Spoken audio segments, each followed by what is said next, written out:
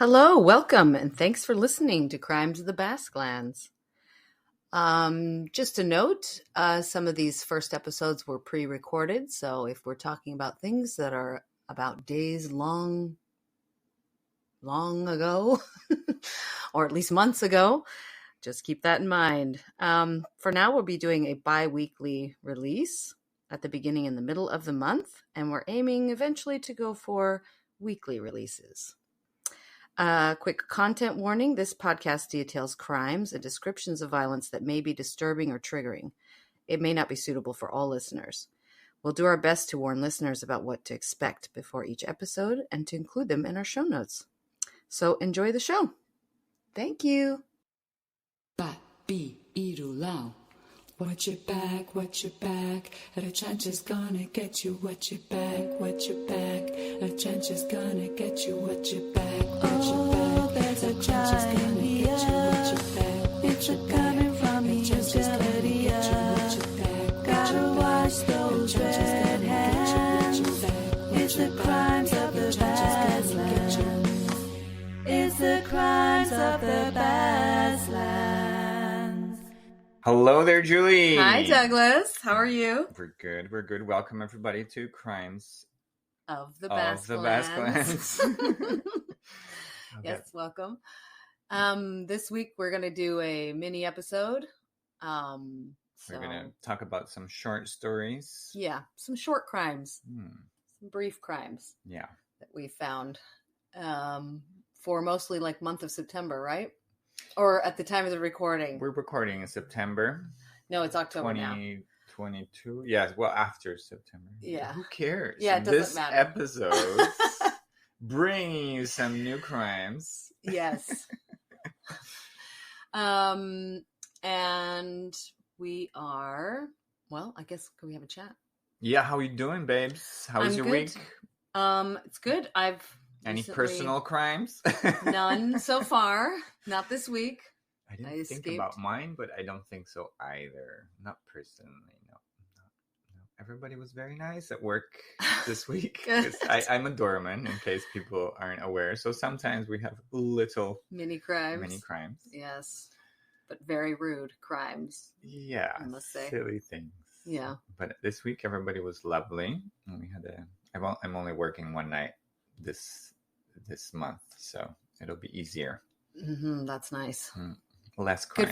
Good for you. Yeah.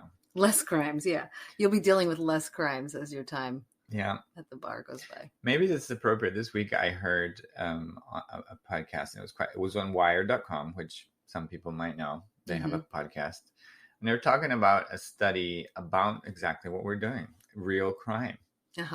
And they were talking about the possibility of people being re-traumatized by it and all these issues. Yes. So I thought, it'd be nice to just mention it here, right? So they basically kind of came out and said, like if the crime is similar to something you've lived through, then maybe skip it. It's a trigger. Yeah, it could be a trigger. So it would be nice for you to avoid it.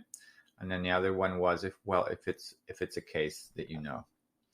If it's something something family, close to home, yeah, that's again reliving, right? So I just wanted everybody to keep that in mind for future episodes. Of course, always when you read or listen to anything true crime. And there was the other comment was quite interesting. Was like, maybe you have an impression that there's more crime than there actually is where you are, or even where you aren't, right? You might live in the safest country in the world, but if you're always reading about crime, you might be nervous about it. So beware of that. Try not to be. Keep these things in context. Good point, Douglas. And we're here only to entertain. That's the point. Yep. Yeah. So this week we'll do some headlines that we found. Yes. In so you Euskal and in other parts of the world. Yeah. Because we were saying, shall we just call it crimes in Euskal this time? Yeah. And I wanted to know the difference between, or what Euskal actually means. Yeah. So you generally translate it as the Basque Country. But then, of course, that would leave out crimes in the Basque Lands. Mm-hmm. So like places like Idaho or Mexico, Argentina, where there's lots of descendants of Basque people, which we will cover. Mm-hmm. And today is a good example of that, right? I've got a couple of crimes from Latin America, from people who descend from Basque people. Yeah. And then you've got a few stories that happened here in the Basque Country. Mm-hmm. So then in Basque or here, there's a few ways to divide the Basque Country. Okay. You know, the empires, they like to divide peoples. Of course. Yes. Other. You got to identify the other. Yeah, so they othered the Basques a lot. So there's two autonomous communities within the Spanish state today that could be considered the Basque Country. And we would, in Basque, we would say Euskal Herria, so which was the one you wanted to use. Mm-hmm. And Euskal Herria is referring to the lands where Basque is spoken, which is technically the Basque Country because here it overlaps, right? It just gets more complicated when we go think about descendants of Basque people, which is something we also want to cover. Yeah. So, so Euskal Herria would be including anywhere, including the northern Basque Country, which is a tiny little bit in France that speaks Basque as well. Yeah. Which we will also cover. Yeah. Not today. We don't have any crimes. Maybe not today. Maybe not tomorrow. They're supposedly behaving.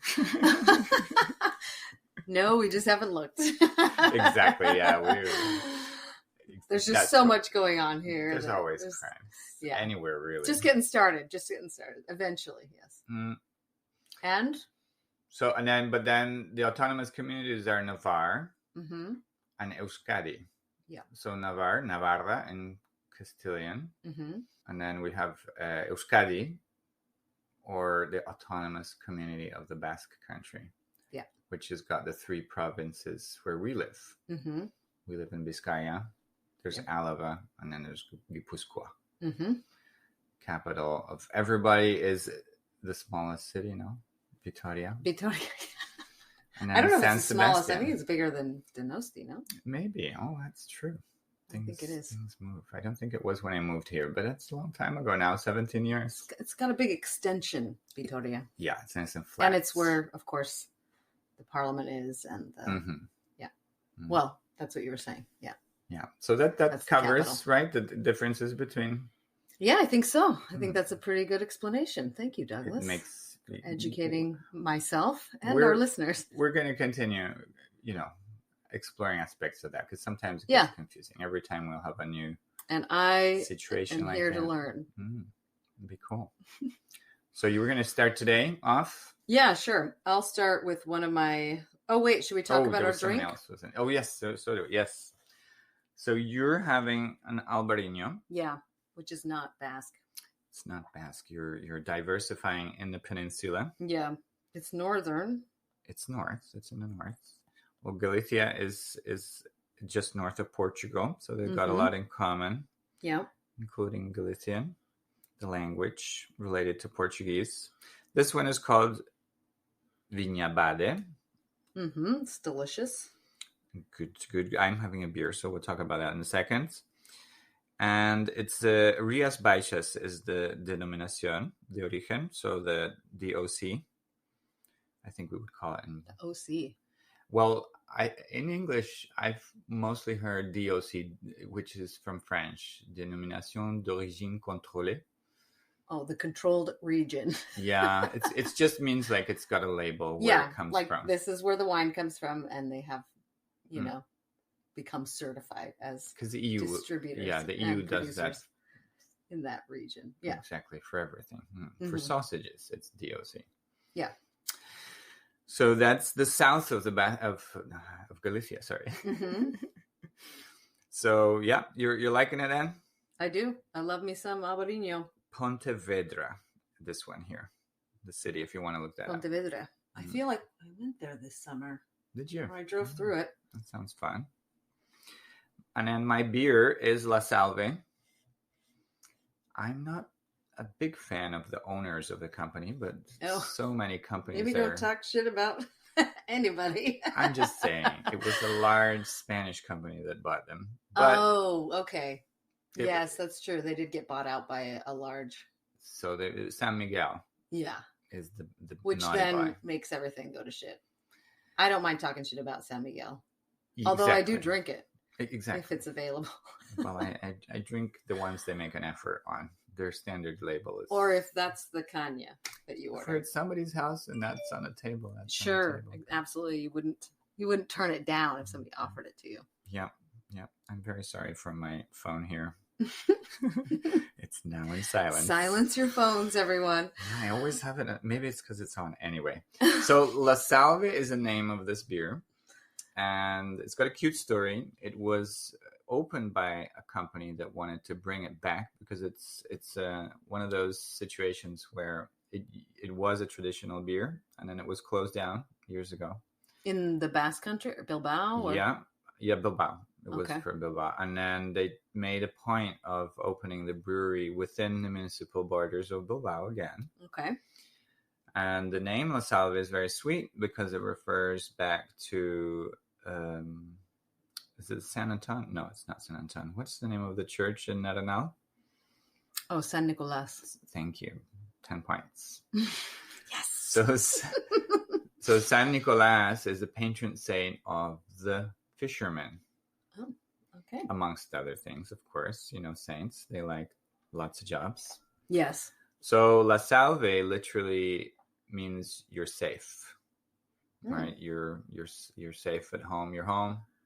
So when you turn the corner of the river, there's a long stretch just before Arenal, or just so you don't see it. And then you turn around right in front of Guggenheim. Mm-hmm. The long stretch finishes. When you turn there, you see the church for the first time. So then you're safe. You're kind of home. And that's just where the bridge La Salve is, which is what that bridge refers to as well. Of course. And that's why that bridge is called La Salve. Oh, my God. Look at that. So you're safe, you're home. I learned something, Douglas. Isn't that nice? Yeah. And it's related to Guggenheim, which is the most famous thing we have here. Exacto. Well, that's La Salve. It's a very... I like the beer. It's like on the positive sides for sure. I keep it at home, but let's say I just don't want to encourage them. I prefer to buy either locally or something that tastes a little bit more fun.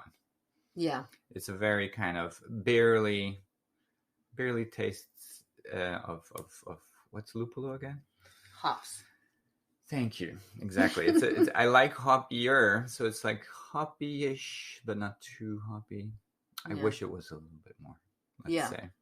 I feel like it was at one time when it came back. When it made its comeback, it was tasted differently than it does now. Yeah, when it was definitely a homemade company, a small microbrewery. Yeah, they took some time to perfect the recipe. Yeah, and it wasn't very good in the beginning. Yeah, I remember there were some hiccups. And then suddenly we were like, okay, well, it's a beer from Bilbao. I'll drink it. Yeah. Try it out. Yeah. And then suddenly it got way too professional and we're like, oh, somebody bought you. Then, they get bought out by the big corporation. But good for them. Good for them. They're probably sitting on some sweet cash. They are, because everybody still thinks of it as a Bilbao beer. As a Bilbao beer. Yeah, some sort of local brew. Yeah. Yeah, it's not quite that. Yeah. Hey, here I am drinking it. And yet, here cheers, you are. Baby. Cheers. To being safe. To being safe. Once we're around that corner by the Guggenheim. I mean, if you're a sailor. Yeah, I am not a sailor. I mean, why not? Why not? Why not? It actually, many times, the bus that brings you in from the airport brings you over that bridge. Yes, you come. Oh, yes, that's exactly true. So you're home. safe at home. Yeah. Oh. Douglas, full circle. This is amazing. I'm serious. It's like we wrote a script for the podcast. It's as if we planned this out. And we didn't, though. No. We swear. We write the stories, but not the intros, right? Yeah. Okay, that's awesome. That's a really interesting connection. I never thought of. Okay, well, should we get started then? I have like 5 stories I could tell you today. These are all from our local news source. Oh no. Silence your phone. I'm glad I wasn't the only one. That's the alarm to give Nettie medicine.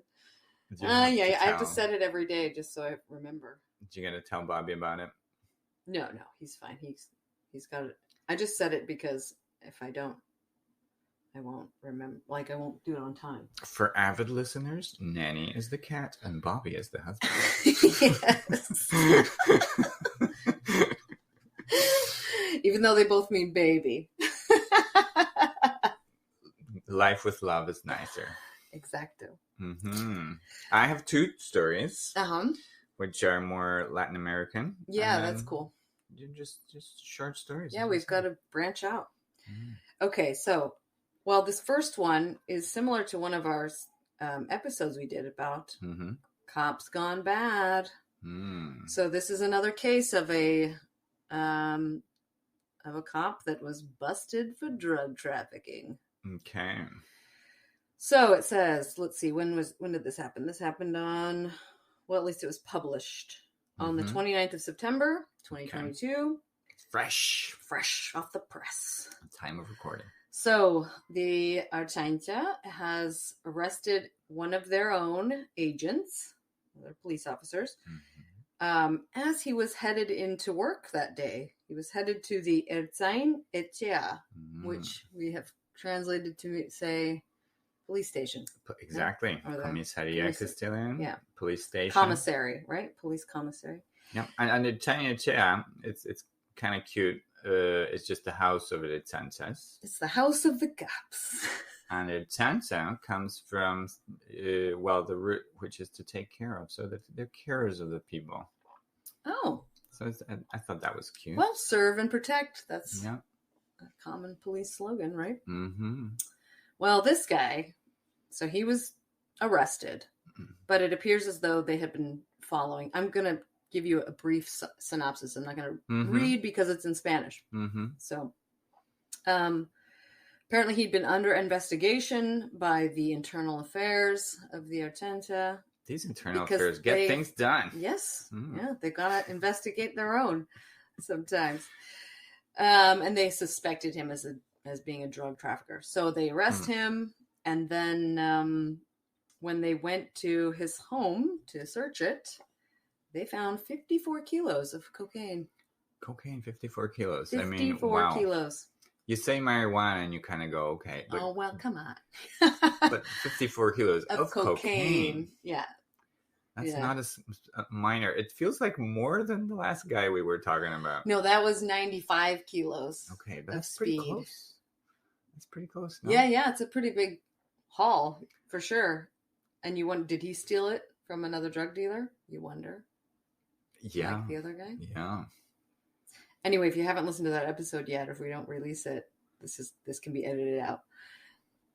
Well, it'll happen at some point. You'll listen to it. Yeah. It might be next. True. It's a good story. Yeah. Anyway, so, that's it. That's one story I found this week. We didn't talk about this last time when we talked about the drugs and the police, but there's a bit of history with the Basque Country with that. Should I go into that a little bit? Yeah. Because, please do. After dictatorship, there was, of course, a big opening in society, and you'll know that lots of drugs flowed into the state because it was finally opening towards the world, right? It was before during the dictatorship. It was. Oh yes, of course. There was no imports. Very hard to import. Yeah, it was. Yeah. Like many dictatorships in the 70s, 80s, they thought that self-sufficiency was important. They wanted to produce all their badge food. of honor as well. Yeah, they weren't completely isolated, but, they were pretty cut off. Yeah. So there was a big influx of many things, and a lot of people it's definitely something that happened throughout history, but of course it's hush-hush, which is afterwards, the government purposefully let more drugs into Catalonia and the Basque Country to quiet down nationalist sentiment. So they were like, just let them have fun. Mm-hmm. So, the police, in this case, probably national police, they were just turning a blind eye to a lot of drugs. Mm-hmm. And society here noticed it, They were like, oh. Yeah. It sounds like the crack epidemic, too, in the States. Parecido. No, I mean, similar. Like you Mm-hmm. I mean, I don't know if You want to get rid of a certain. I mean, that's a conspiracy, which we're looking at historical facts in this case. Mhm. Like today, that's not policy, of course, and they're in the EU and they follow drug policy, which is equivalent to other EU countries. Mm-hmm. I think the opium epidemic in the United States, like it's still going on. I don't know if we know because China's involved. I think there's a lot of issues there. Mm-hmm. Like for me, looking historically, China's gotten a good back one on the United States after the Opium Wars. Well, that was England, but still, English-speaking people, right? They're all fuckers. We might want to edit this part out. I mean, I'm just saying. Okay, sorry, policy. I interrupted by saying that the crack epidemic in the States sounded familiar. That they didn't mind. They looked a blind eye to an epidemic that was basically killing off a group of society that that was undesirable, shall we say, for those in power. Yeah, and then I can't not think that in America it's got a lot to do with money, right? And commission and absolutely, they were prescription. Yes, it was impoverished inner city. Yeah, I mean, is that right to say inner city? Yeah, like urban populations. But also lots of rural, right? There's a lot of the opioid, yeah, and yeah, but also in those places, it's where a lot of those industries were dying, like steel and where there's a lot of jobs before, and then suddenly they didn't have any jobs. Yeah, or coal or whatever.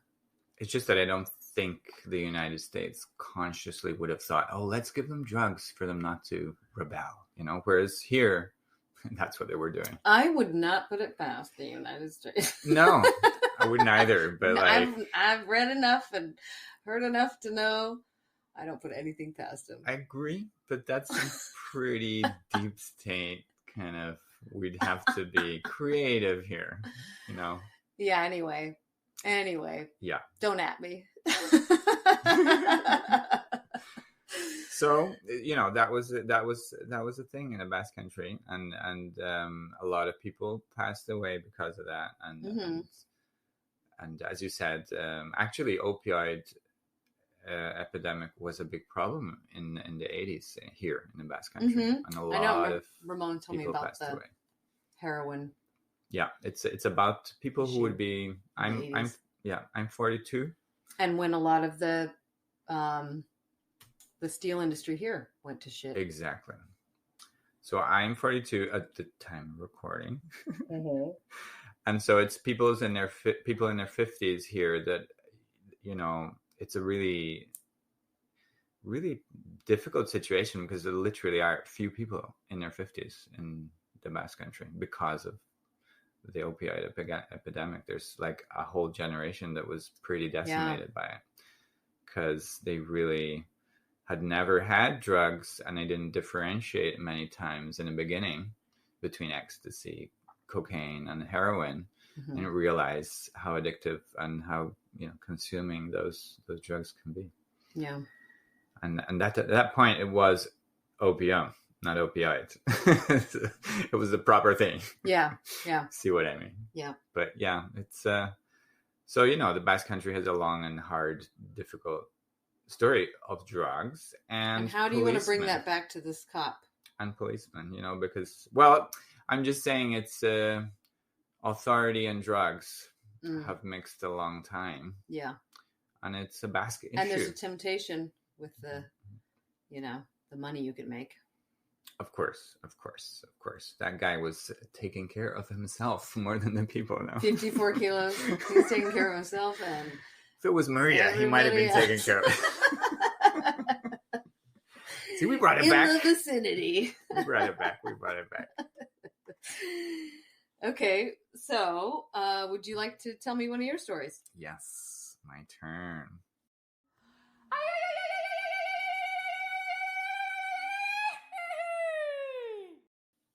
So,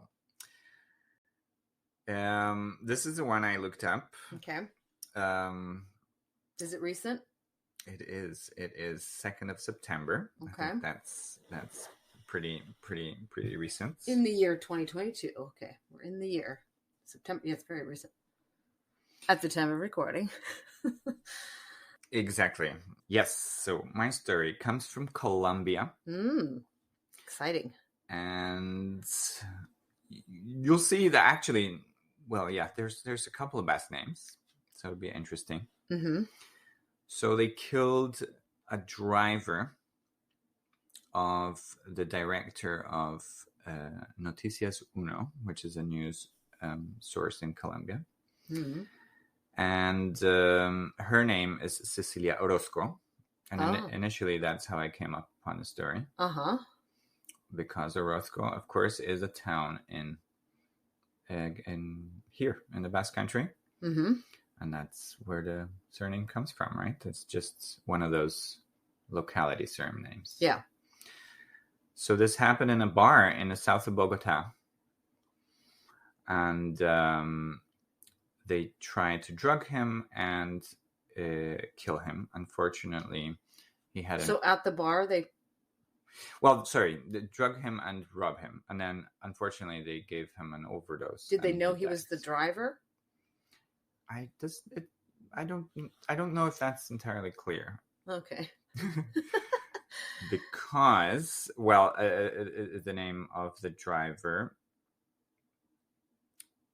was Miguel Ángel Pedromo Corredo, which is... Oh, so Orozco was the criminal. No, she's just the woman whom he was the driver for. Oh, gotcha. Sorry. There's lots of names in this story. It was very confusing. That's why we had to take a mini pause there for me to read up and sort out the story. Okay. So Orozco is the person that's like a newscaster or somebody or the editor. What did you say her job was? Director. Man or woman? No, I think she's a woman. Cecilia. Director of the newspaper. Yep, exactly. It was her driver that was her attacked. Driver, Miguel Ángel Perdomo Corredo. That's it. And then the owner of the bar is Mauricio Zabala. Oh. Which is who went to jail so far. So far, the bar owner was the one that went to jail. Yeah, and they're still looking for the two people. So they arrested the bar owner for this guy's robbery and murder? Was it murder? Yeah, because in the end, he had an overdose.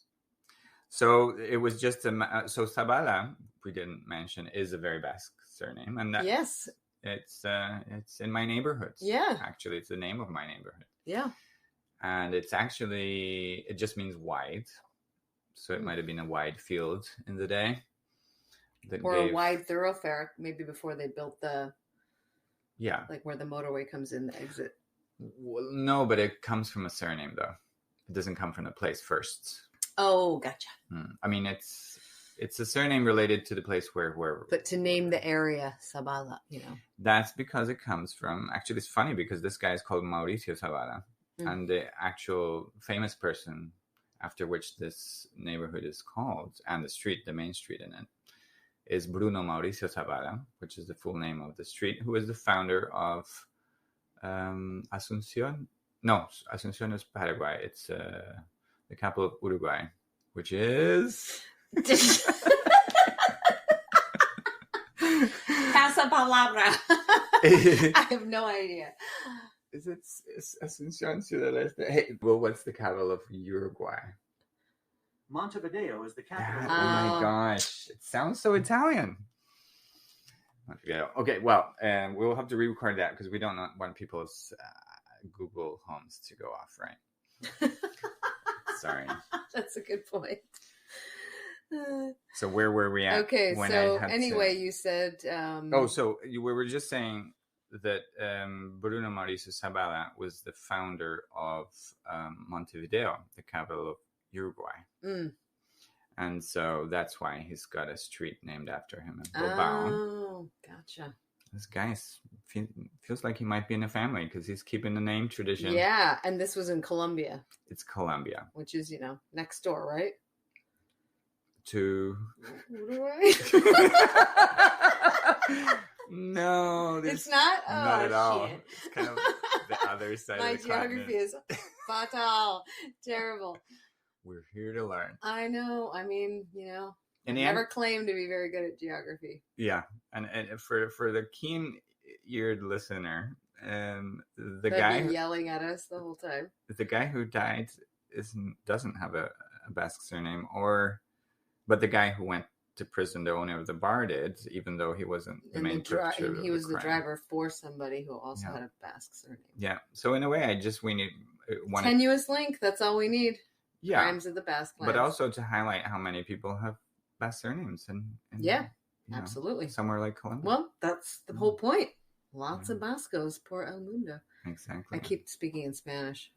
I mean, it's okay. It's normal. It's the language we use mostly in town. Although it's the town with most Basque speakers in the Basque Country, just because of size. Yeah. We're only 30% though. Cry.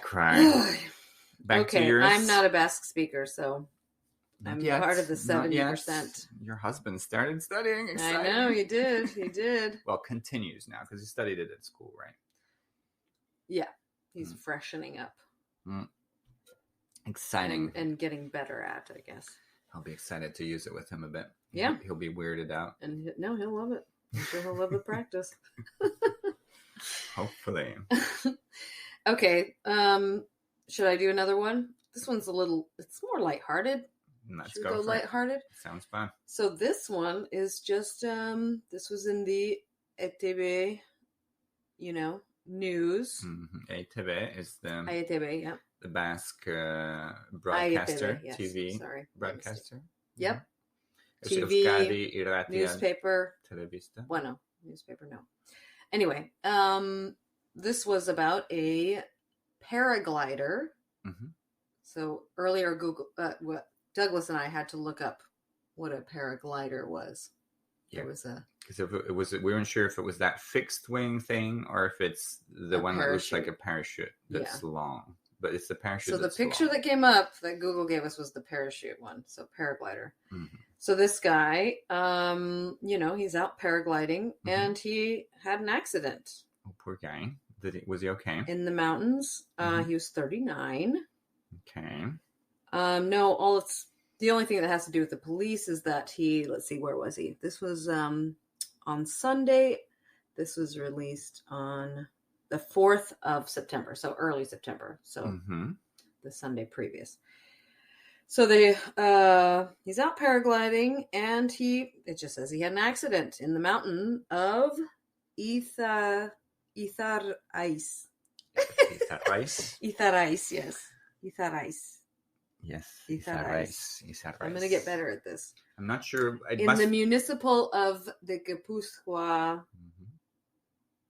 In Guipúzcoa, the municipal of Azkoitia. Azkoitia, yes. Azkoitia. Yeah, anyway, so he crashes or something, gets hurt somehow. And the police helicopter had to go rescue him, pick him up and take him to the hospital in Zumarraga. I'm going to butcher all of these names. Zumarraga, yes. Zumarraga, okay. Zumarraga. Okay. Oh, yeah, because the Guipúzquis, they say, they have like more of an SC sound when they say the Z. Yes, there's 3 fricative sounds in Basque. There's the S, there's the X, and there's the Z. And they are... Or Z in American English. Yeah, sorry.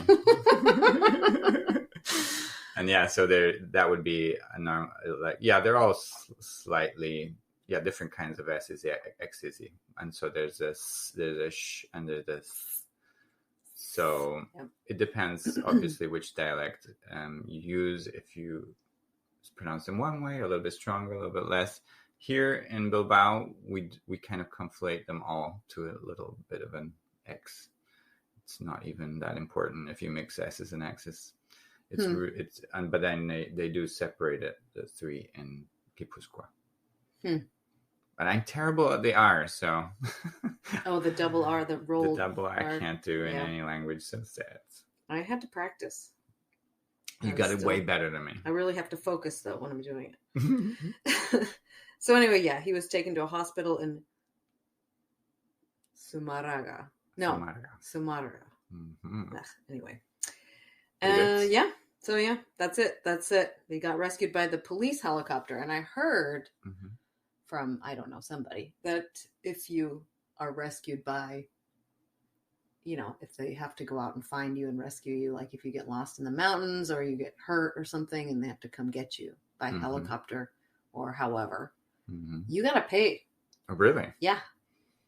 I It's imagine. not free. No, it wouldn't be cheap. I mean, so, and especially a helicopter, that'd be pretty expensive. yeah. It's more than an ambulance, which they don't charge you for here. Oh, that's good to know. Unless, I don't think so. I mean, it's part of the healthcare system, right? There's... I just know that in the States, if an ambulance ride can be upwards of $1,000. Yeah. It's scary. Just for the ride, like the 2-minute ride or however long it took. Yeah, it's not a good system, let's say. No, let's say. But anyway, yeah, but if you have to use resources like helicopters, it was kind of your own fault. I guess they charge you. Like fires, too. If there's a fire at your house, and the fire, the fire department comes, you have to pay. That sounds terrible. So anyway, back to the story. The helicopter's probably going to charge this poor guy that got hurt while he was out paragliding. Yeah, it gets less sympathy for me for being paragliding. I mean, it is a risky sport. Yeah, so you got a bit of risk, but at the same time, poor guy. Yeah. Well, I'm sure he's fine. He's fine. He's fine. Back to my story? Yeah.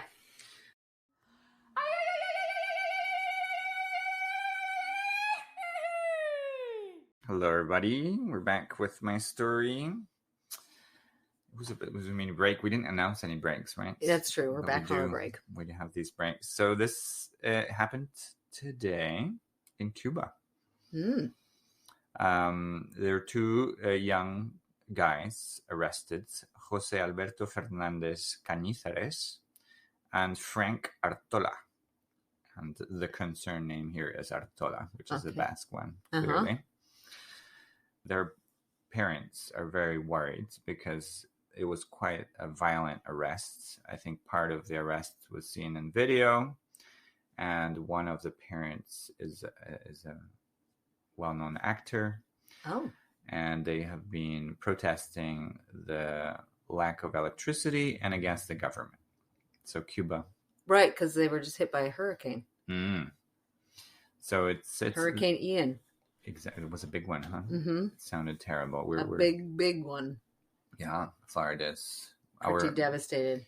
Our hearts go out to Floridians. Recover soon. Yeah. Well, one of them was pretty beaten up, Jose Alberto, and Frank Artola's mom has not heard of him. He's 18. Hasn't heard from him. Yeah. Sorry. Yeah, that's what I meant.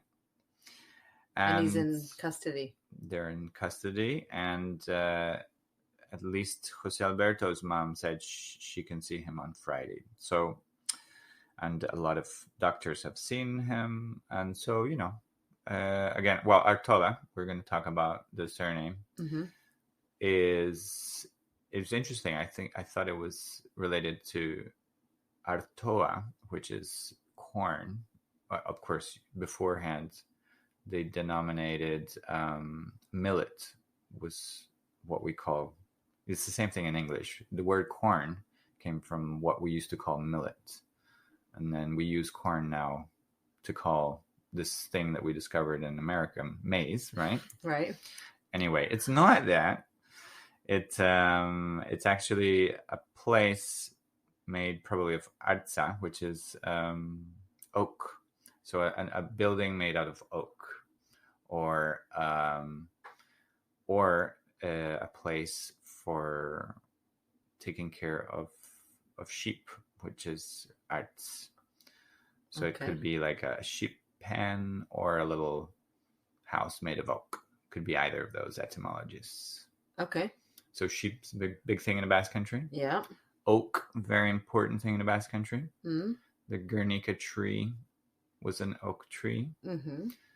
And I don't know, is this the time to talk probably about? Why they liked Boise so much, the Basques, because lots of oak. Lots of oak. Oh, That sounds nice. Tearing up sidewalks all over town. You'd feel at home. Because every time, like a acorn drops, Mm-hmm. it just plants itself. And so you've got all these little mini oaks growing up in your yard. And you got to pull them up because otherwise it'll just become a huge tree that'll wreak havoc on your plumbing and sidewalks. They do. That's what I know about, the oak cute. trees. But they are really lovely. Mm. Beautiful in the fall. Well, the oak tree is really important in the Basque Country, as I was saying. So, but the Guernica, we all know from the painting of Picasso, right? Mm-hmm. Where there was a bombing in World War II. World War II. I mean, not really World War II because it was a civil war. Well, it was kind of during Hitler's. But Hitler helped Franco out. Yeah. So that's why. By bombing Guernica. By bombing Guernica. Why did they bomb Guernica, you say? Well, there's one of the oldest parliaments in the world is the Basque Parliament, and it was a form of representative democracy where people would meet underneath the oak tree in each village, send them to the main oak tree, which is in Guernica, and underneath the oak tree they decided the matters for the year. The fueros, no, the laws are... Exactly. Yeah. The fueros, the Bill of Rights of the Basque Country during the Middle Ages. Mm. So that the tree actually, I think I'm going to get this wrong, but we're something like the 6th or the 10th tree in. So they're all descendants of this ancient tree. We don't really know how old it was. So they, of course, bombed that tree, and which was a big blow to Basque people. Mm-hmm. Yeah. Mm-hmm. So they're, yep. Spit in the face. Yeah. Well, it's war. Some things are more brutal than others. But yeah, that was a very sad episode. Well, symbolic, right? Exactly. And it's cultural. It's very... Mm-hmm. Well, there you go. I hope these two young guys are safe. And and let's hope they get... What were they arrested for? Does it say? For protesting. Oh, no. Protesting pacifically, in peace. Peacefully, sorry. But over what? What were they protesting? The line is against the lack of electricity and against the government. Oh, so is it a lack of electricity? When was the date? It's today, right? Yeah. Oh, so it must be from the hurricane, because that... I would assume unless there's just like ongoing, blackouts or something to conserve energy in Cuba right now. I'm assuming. I don't know, because I don't know. I haven't read up on my... Let's say it's pretty clear there have had problems with the Ian hurricane coming through. Right. No, yeah. It did devastate like part of the island. And whether it's simply they disagree with the government's priorities, that's a fair enough reason to protest, right? I mean, they were peaceful and they were beaten up. Well, that's awful. And that's a crime. Yeah. Sadly, that is true. Right. Actually, should I talk about my protest story? Do.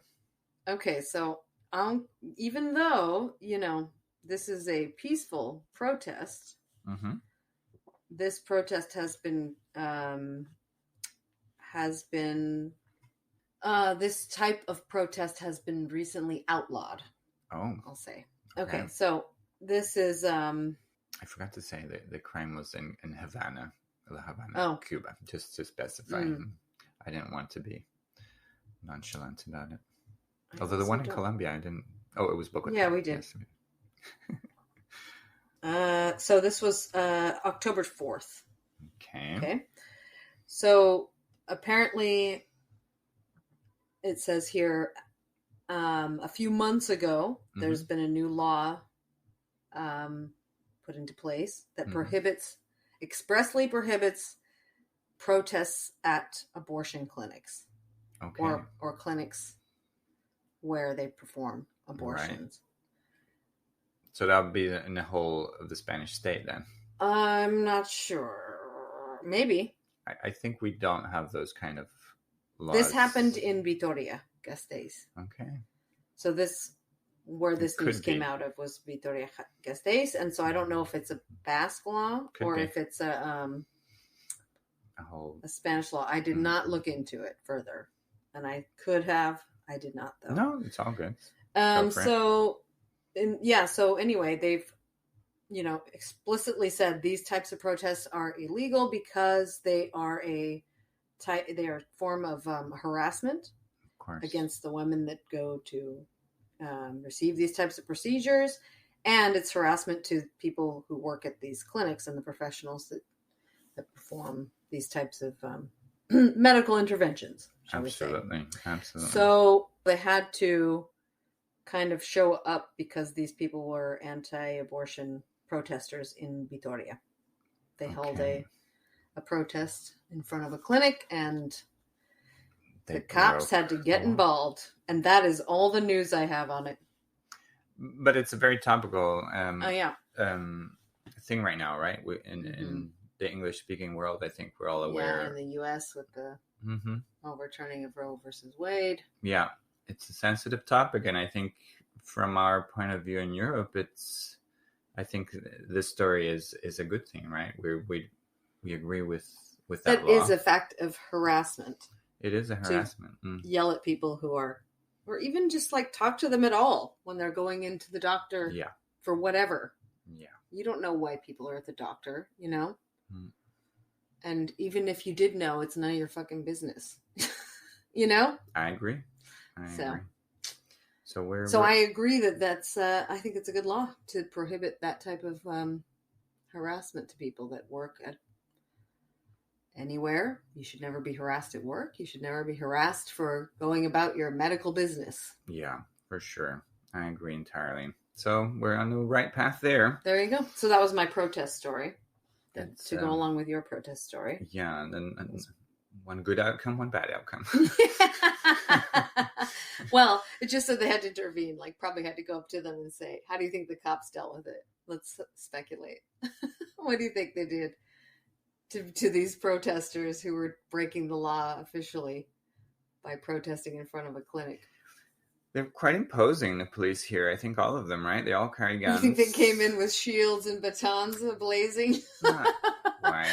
They look like 20 or 30 people in a photo we can see in the news article. Where is it? Where's my article? I don't think they need what do you call the shields? No, I don't think they did that. Yeah, it's a group of people. I don't know. I think actually this is a relevant piece of information we'll probably cover a few times, but the Basque Country, because we have the autonomous police, Ertzaintza, and we have the two national Spanish police, and we have the municipal police, and because up until last decade we still had an armed revolt, that was the excuse. We actually have the highest number of police per capita in all of the developed countries. So we have tons of police. We have tons of police in the Basque Country. We have the highest number of police per capita in the whole of the world. Developed country. I'm sure if we count some crazy states. Because then it gets crazy. The reason we define it, the definition is in the OECD, which is the OECD is a group of developed countries. The reason generally those statistics talk about that is because it's the countries with the most reliable numbers, and a lot of those states, let's say Iran, which is having big protests right now, sure, they've got a number that they'll count for police and for the army, but then there's the morality police, and then there's groups of so-and-so, so it gets harder to count, whereas here they're actual police. Okay. I can't believe that. Wow. So this, they drive around in groups of 6, 8, 10. Oh yeah, you see them congregating all the time. Exactly. And you think, is there something going on? What's happening? Yeah. There's nothing happening. So I'm sure a couple of vans, probably 3 vans drove up. They got out in their very intimidating attire. And do you think they were intimidating to this group? I doubt they were. Look at it. It's mostly men too. Look at that. That is so sad. There's 1, 2, 3, 4, 5 women that I can see in the photo. And then 1, 2, 3, 4, 5, 6, 7, 8, 9, 10, 11. I can see 10 men. 10 men who want vasectomy right now. Well, that's what they should do. That's the logical step they should take. Right. Save all those lives. Mm-hmm. From your children. Okay. That's my protest story. And you don't have any more, right? No. From around the world? So No. I'll give one more. This one. Are we having a little break? Yeah. A break time? Okay.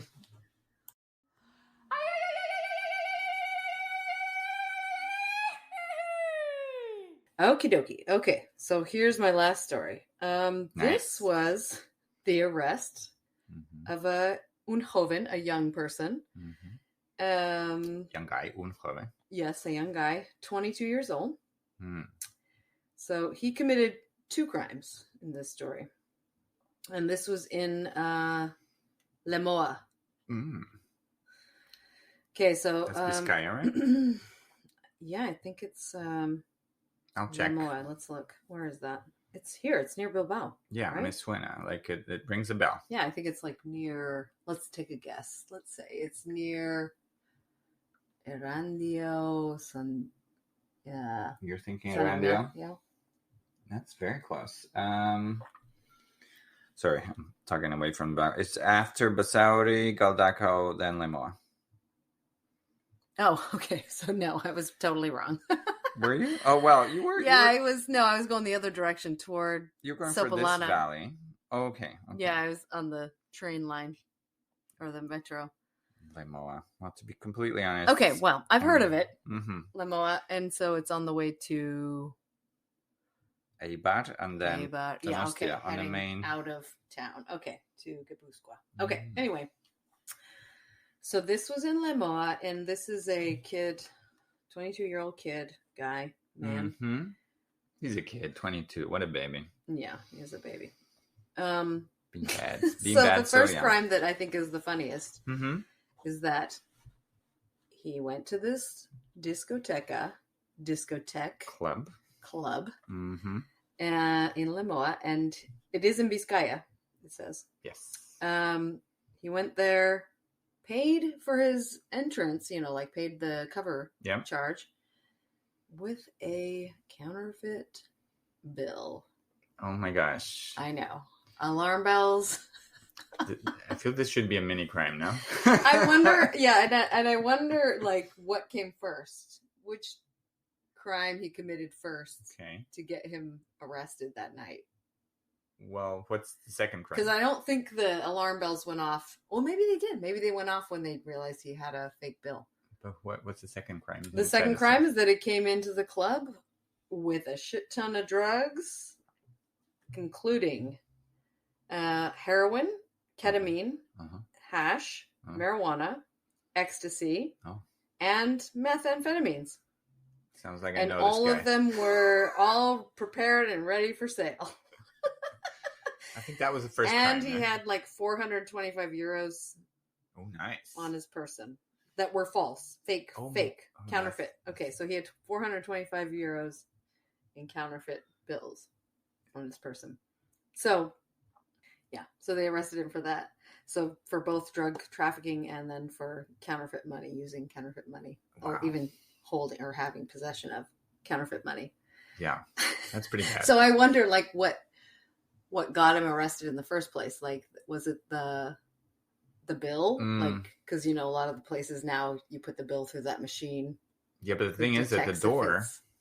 Yeah, the door. Yeah, exactly. Because I have a. Maybe they have a machine. Maybe this is a huge club. Who knows? It's true. Maybe they're very fancy. Some door. I mean. Maybe it's a club that we would never go to. That's also true. Fancy, where the entrance is like, or the cover is like how much will you pay to go into a club? Julie, did you not just see on the map the size of Lemoa? It's a tiny village. But maybe people go there, with the specific intent to go to this club. That's like some sort of thing out of Ibiza or something. I don't know. They have some sort of I don't know. Limoa, Listen, Chile. Listen, We I live am here. speculating at this We would point. have heard of this club by Would now. we though? Because we don't really go to clubs. So I'm not sure if we would. Okay, it's true. I mean, we're not like We're not on the club scene. No, We're not aware of all the clubs No, I mean in the in area. the old I town. only hear about clubs through younger students who are going to go out. Right. And I have to know all my clubs, but in a circular area of 1 kilometer away from me. That's the all. only clubs you need to know. Nobody's going to walk further than that. So you have no idea. This Limoa No. club could be off the hook. Absolutely. And bringing in DJs from around the world. Who knows? But since it's not a gay bar, I doubt it, though. I really doubt that last part. don't consider me. Your problem. Not even gay friendly? I mean, to be honest. How actually do you feel about that No, terminology, gay friendly? I mean, I'm 42, so I'm very aware that I'm of a certain age. So in my days, that's lovely. I don't find anything offensive with that term. Okay. And I wanted to highlight that most Basque bars and clubs are very gay friendly. Yeah. It would be rare to actually. Yeah.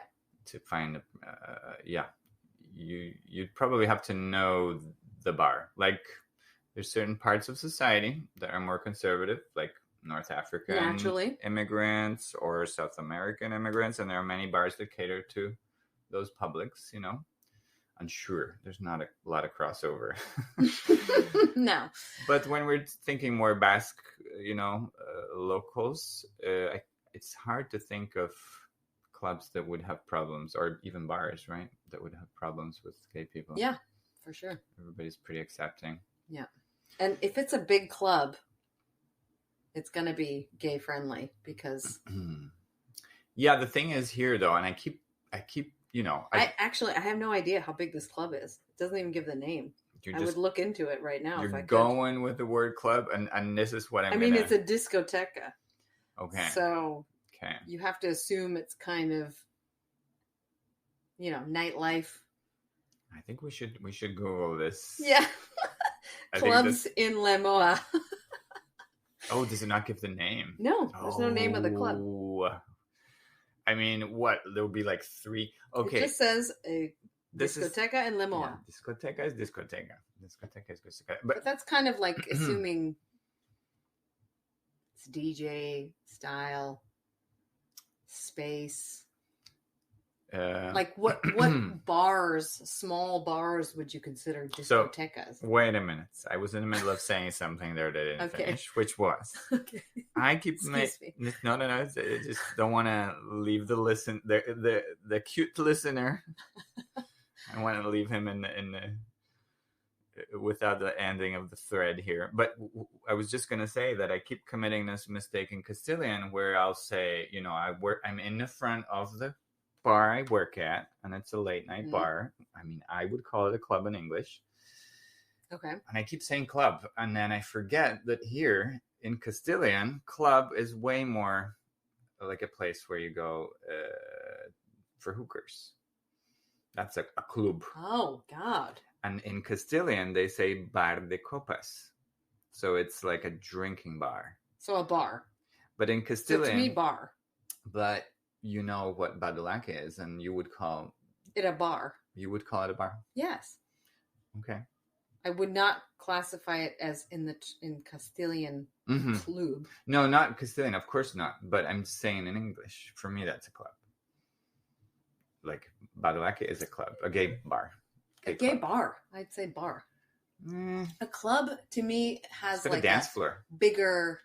Yeah, it does have a dance floor. True. Very small one. Yeah, and they're all tiny. But yeah, when I think club, I think big. Fair enough. English. Yeah, fair enough. I mean, discotheque, I feel like that's also kind of it's bigger. A larger establishment. Feels bigger. Right? But then I think I spent some years in the UK, and they have clubs in the UK are and they small. Call them discotheques, right? Also clubs, more what we say. Discotheque sounds I've heard the old. word in British English. It is. They do use discotheque. Well, I don't think very currently. Not like Oh, maybe, yeah. That's, I don't know. Like, Like- it could be something that is now antiquated and nobody Yeah. uses it I anymore. think it's more like a 50-year-old, 60, 70. Well, there you go. That's my demographic. Like, I know, I can't imagine Millie, a friend of ours who's in her 50s. Now we're going to call out Millie. I can't imagine her saying I'm going to get discotheque. If she might say disco. Because she wouldn't go ever. But I've heard Ali, To a another friend discotheque. of ours who's from Scotland, say discotheque. But I think he was using Yes. it ironically. No, because I feel like they say these things. I've listened to a lot of crime stories and podcasts that take place in England or Australia and all these different places, and they do use discotheque. Well, But perhaps these crimes took place in the 80s, 90s. I don't know. Maybe Also it's an true. antiquated term. I don't Also know. true. Maybe they just say club now. Please comment below. No, don't. Don't please comment. I want to know. Okay. I want to know. Write to Douglas. Language.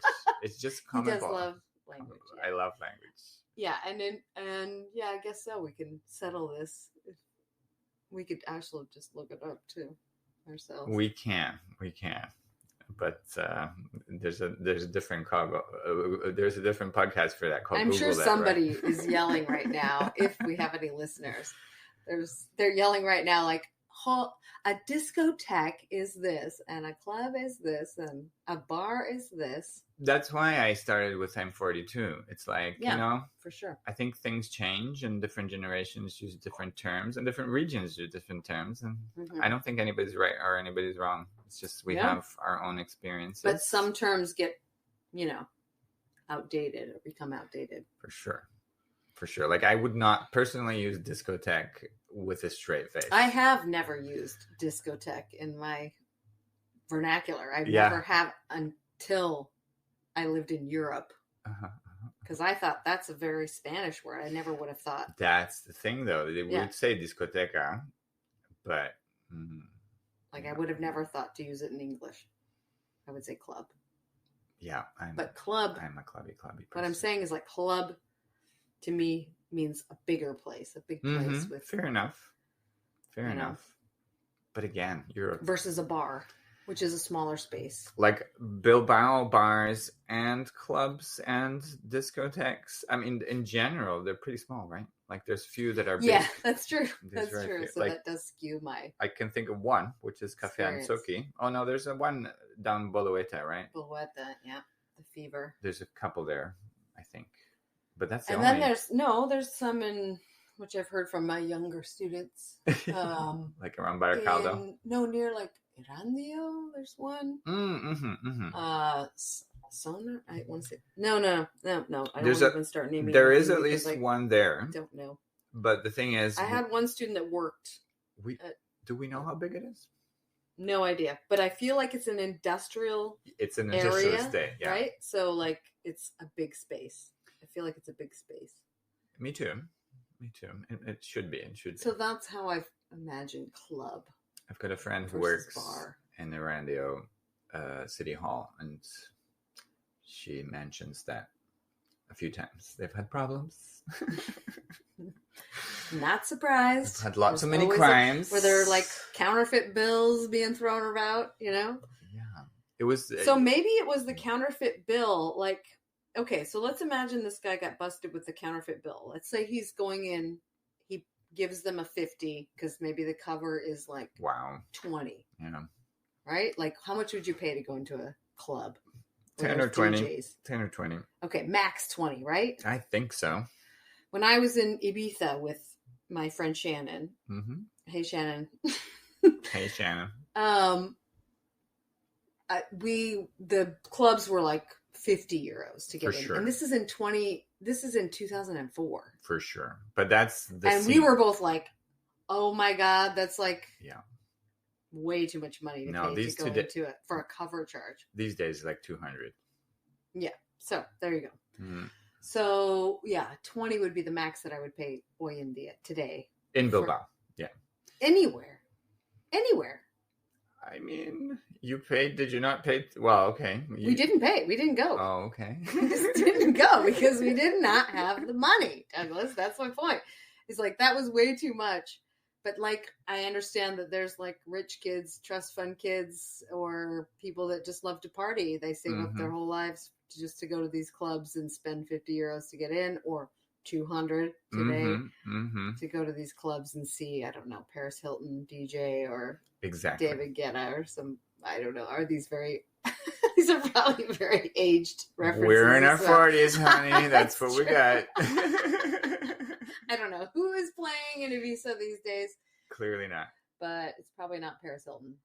Anyway. No, I mean, I still know, I was chatting with the barmaid at the bar I work at, and she had gone to Ibiza for a specific DJ that she loves, and she's very big into electronic. Like, yes, I can see why people would go. It's like a concert, right? Yeah.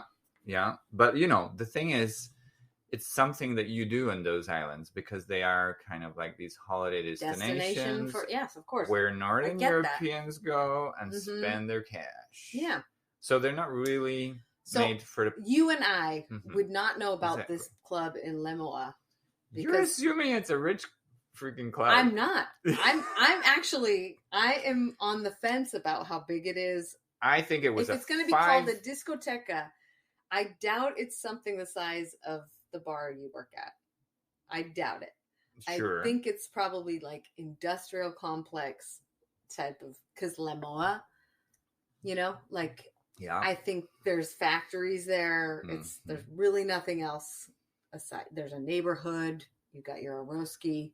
You've got your, but then there's this on the outskirts in the industrial complex. Yeah, it's probably like over 100 square meters, where the place I work in is maybe 30, 50, maybe 50 max-ish. I don't know, 50, 60. I don't know. So the whole point was, what do you think got him busted? What do you think got him arrested? You don't know the answer, though. No, because it's just a little news clip. So it just said that he was arrested. He was 22. His first crime was, having, using a counterfeit bill to enter the club. And then he was busted with all this drugs that were ready to sell at the club. I'm gonna start the counterfeit. No. Yeah. Well, but how do you think they kept him there? To call the cops and that he went. Look, it's Lemoa. You're not gonna have anybody standing outside the door, right? Because there's too little traffic. Okay. People are gonna walk in straight away. It's a big discotheque. Yeah, but you can have from a table up to a booth. So you're inside first to charge the cover charge. Okay. As a doorman. So it's way more probable that he had a little scanning thing. Okay. And you don't necessarily need to do that. Otherwise, how did they find out he was counterfeit, right? And he wouldn't have to. I mean, they either called him because they noticed the bill was wrong, or they saw him deal drugs. So they have a chat. So maybe they didn't scan the money immediately, because otherwise they wouldn't let him in. Right. Yeah. He was let in. Exactly. So they either scanned that and called, and then he would be in the club, and that's how they kept him there. They just called him because they let him in, and they said, "Okay, this guy just paid with a 50 euro." Maybe they scanned the notes every hour, and then after half an hour they scanned a few. And then, but how would they link that to somebody? It's true. They have to link it to him. It's true. So they probably just left it hush hush and kind of watched him and let him go in. Although, I mean, because otherwise, how do you keep him there? I wouldn't let him in if he had it. If I knew if it went through the machine and it came up counterfeit, you wouldn't let him in. Yeah. So how did they bust him with all the? That is the question. Maybe I should keep track of this story. He maybe just, I guess, if they were being super good doormen, they'd be like, "Yo, this is a counterfeit bill. We're gonna call the police on you." And maybe they just held him there. And he was like, okay. Yeah, hopefully. Meanwhile, he had like 400 and something counterfeit bills on him. And all these drugs. Yeah, that's that's police job. Parceled out to for sale, It's not my job, that. No. I don't know. No, but that's what I want to know. I want to know how they ended up catching him. Well, for all listeners. Both the drugs and the counterfeit money. We're going to be on it for you. Have to look into this. Wish us luck. the discotheque crime. From now on, to be known as the discotheque crime. If you guys want updates, bother us. Discotheque crimes. Discotheque crimes. And you can decide for yourselves what a discotheque is. Because we can't seem to agree or nail it down to a specific type of place. We'll have some interesting discoveries, I think. Yeah. Or we'll never revisit this again. That's also possible, right? Because it is kind of a mini crime. It may come up again, but it may not. So, it is a kind of small. So, keep listening to find out. Yeah. See you anyway, next we week. should wrap it up. Yes. Yeah, we'll see you next week. Thank you for listening. Cheers. Cheers, babes. Douglas. Yes, it was a crime-filled evening as usual. As it should be. I hope everybody stay safe. Watch your mental health. Yeah. Don't let yourself. Yeah, we need a sign off, don't we? Oh yeah, we do have a sign off. Yeah, you do it then. And this is where we bid you agur. Bye, everybody. Bye. Crimes of the Basque Lands is written and produced by Douglas D. Carvalho, Julie Garcia. I'm Megan Dooley. The sound and editing for each episode by Douglas D. Carvalho. I'm Megan Dooley. Theme song written by Douglas D. Carvalho. Julie Garcia. I'm Megan Dooley. Sung by the choir with no name and produced by Tom Squires. Podcast art by Distinct Signal. Follow us on Instagram and Facebook at Crimes of the Basque Lands and contact us at crimesofthebasquelands@gmail.com with story ideas worldwide which have a connection to the Basque Country or any rave reviews. If you like our podcast, please subscribe, like, rate, and review wherever you get your podcasts. Until next time, Agur.